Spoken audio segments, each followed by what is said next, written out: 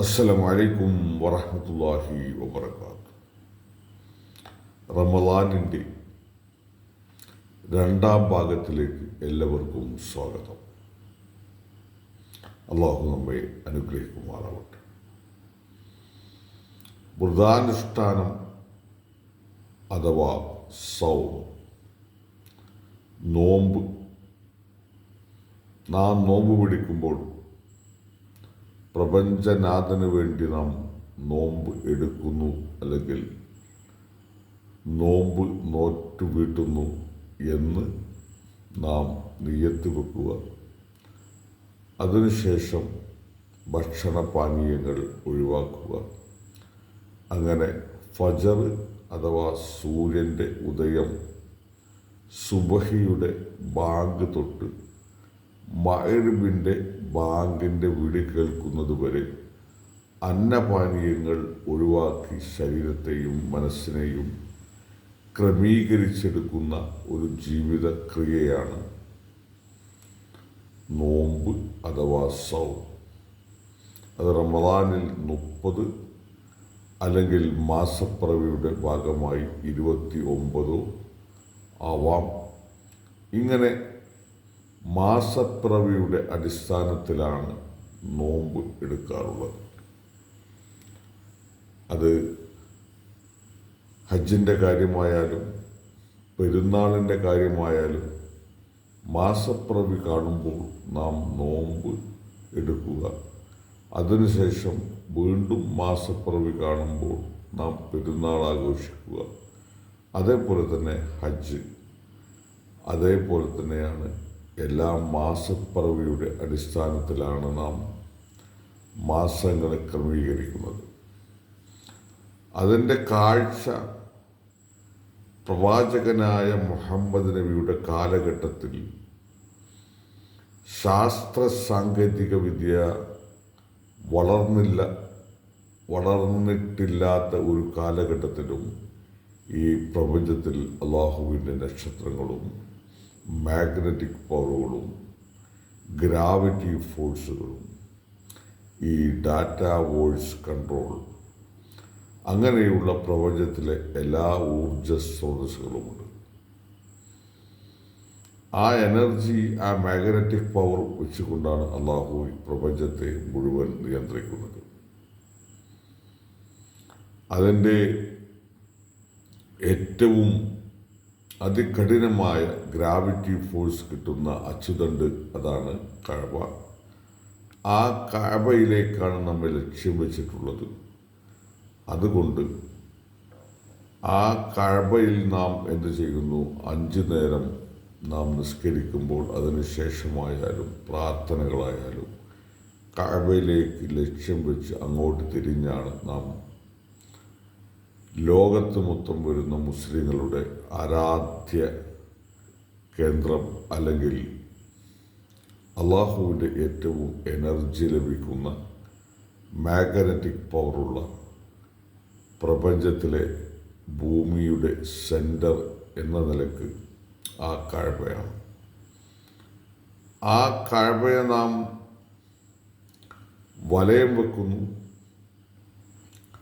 അവിടെ നിന്ന് നമുക്ക് കൂടുതൽ എനർജി ലഭിക്കുന്നു.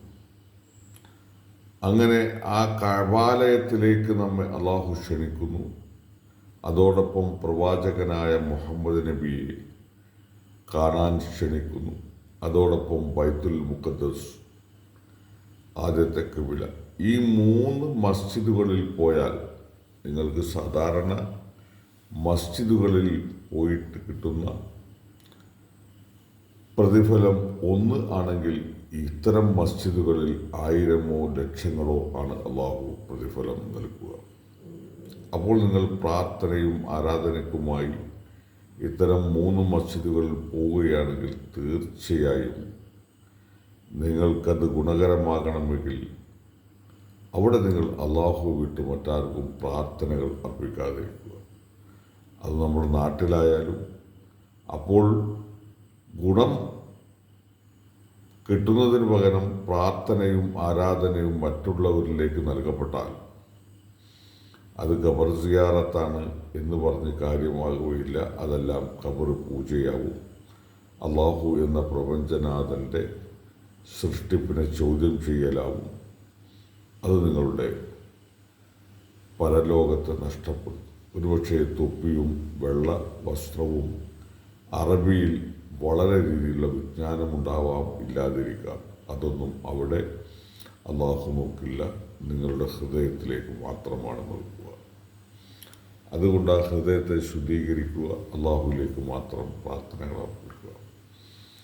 പിന്നീട് നാം ഈ കാലഘട്ടത്തിൽ പ്രവാചകൻ വരുകയാണെങ്കിൽ ഏറ്റവും വലിയ ശാസ്ത്ര സാങ്കേതികയുടെ വിദഗ്ധനായിട്ടായിരിക്കും അള്ളാഹു പ്രവാചകനെ നിയോഗിക്കുക. എന്ന് പറഞ്ഞാൽ നിലവിലുള്ള ഐസക് ന്യൂട്ടനേക്കാൾ ഈ കാലഘട്ടത്തിൽ ശാസ്ത്ര സാങ്കേതിക വിദ്യ പരിചയപ്പെടുത്തുന്ന ഒരാളായിട്ടായിരിക്കും അള്ളാഹു അറിയിക്കുക. അങ്ങനെ സംഭവിക്കുമ്പോൾ, അതായത് ഖുർആൻ ദൈവികമാണ്, ശാസ്ത്ര സാങ്കേതിക വിദ്യയാണ്, കാലികമാണ്, അഥവാ എന്നെന്നും നിലനിൽക്കുന്നതാണ്, ഉദാഹരണമാണ്. ഈ 4 രീതിയിൽ ഒരാൾ ഖുർആനിനെ 4 ദിശകളിൽ നിന്നും നോക്കിക്കാണുന്നു അല്ലെങ്കിൽ ചിന്തിക്കുന്നു എങ്കിൽ അയാളെ സംബന്ധിച്ചോളം അതൊരു ദൃഷ്ടാന്തമാണ്. അങ്ങനെ സംഭവിക്കുകയാണെങ്കിൽ വ്യക്തമായ ഒരു ലക്ഷ്യം നമുക്ക് അള്ളാഹു നൽകപ്പെട്ടിട്ടുണ്ട്. അതിൻ്റെ അടിസ്ഥാനത്തിലാണ് നിങ്ങളെ അള്ളാഹുവിൻ്റെ ഭവനത്തിലേക്ക് ക്ഷണിക്കുന്നത്. ആ ഭവനത്തിൽ ഞാൻ ഖിയാമത്ത് നാൾ വരെ യഥാർത്ഥ സത്യത്തെ നിലനിർത്തും. അത് ആര് തള്ളിക്കളയാനും അല്ലെങ്കിൽ ഇല്ലായ്മ ചെയ്യാനും ശ്രമിച്ചാൽ ആ സ്ഥാനം അള്ളാഹു അവരുടെ സ്ഥാനം നഷ്ടപ്പെടുത്തും.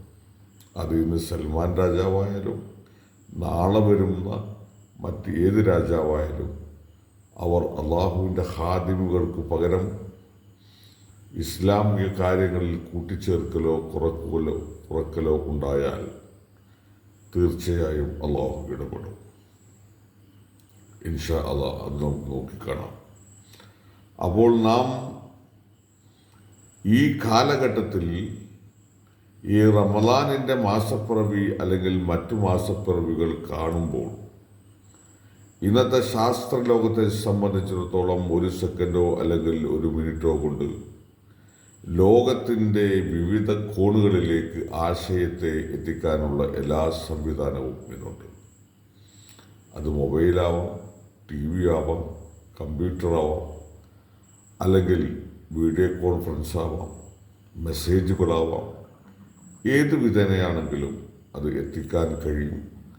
അന്ന് എത്തിക്കാനുള്ള സാങ്കേതികമായ ശാസ്ത്രീയമായ വിജ്ഞാനം ഇല്ലാത്തത് കൊണ്ട് 100 മൈൽ അല്ലെങ്കിൽ 120 കിലോമീറ്റർ എന്ന പരിധിയിലേക്ക് മാറുകയും അന്നത്തെ ഏറ്റവും വേഗതയുള്ള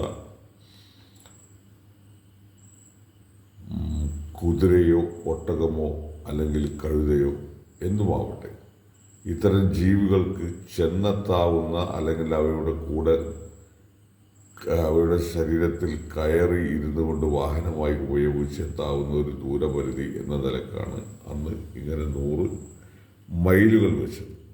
എന്നാൽ ഇന്ന് നമ്മുടെ എല്ലാമായ ആ കഅബാലയത്തിൽ നിന്നും അല്ലെങ്കിൽ സൗദി അറേബ്യയുടെ ഭരണതലത്തിൽ നിന്നും മക്കായിലെ ഇമാം